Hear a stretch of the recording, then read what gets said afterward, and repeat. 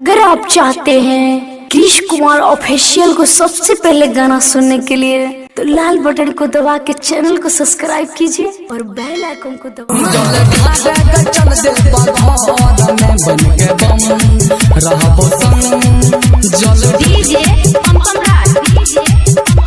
संगम recording studio चकरमनिया। निमन दुल्हा मिलता तो सुनेगे छौरी, बाबा के कृपा से बन जाता जोहरी। आ कोनो दिक्कत नहीं होय तो सफाद में बन के बम बम रहबो संग। जल ढाडे के चल दे बघोड़ में बन के बम बम रहबो संग। जल ढाडे के चल दे बघोड़ में चल जल ढाडे के चल दे बघोड़। सुना सबके बिहा भेलै के सुगनी तू छले कुमार गे।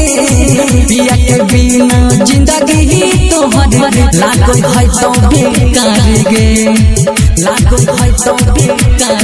सुना सबके बिहा भेलै के सुगनी तू छले कुमार गे। पिया के बिना जिंदगी तोहर लागो है तो बेकार गे। कनवा पकावा लाले बाबा के डगर धले, कनवा पकावा लाले बाबा के डगर धले। घुंघरू बंडले तू अपना कमर में बन के बम बम रहबो संग संग। जल ढाडे के चल दे बघोड़ में बन के बम बम रहबो संग। जल ढाडे के चल दे बघोड़ में। कृष कुमार ऑफिशियल को सबसे पहले गाना सुनने के लिए लाल बटन को दबा के चैनल को सब्सक्राइब कीजिए।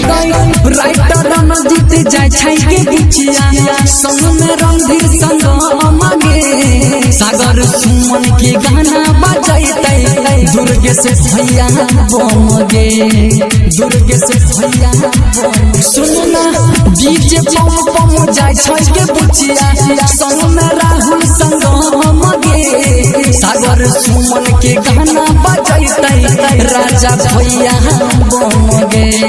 देवघर में जाके करिए बाबा से जुआ ये सावन में ये द्वारा पया गुआ। और रहबी अमरे तो बाबा के नजर में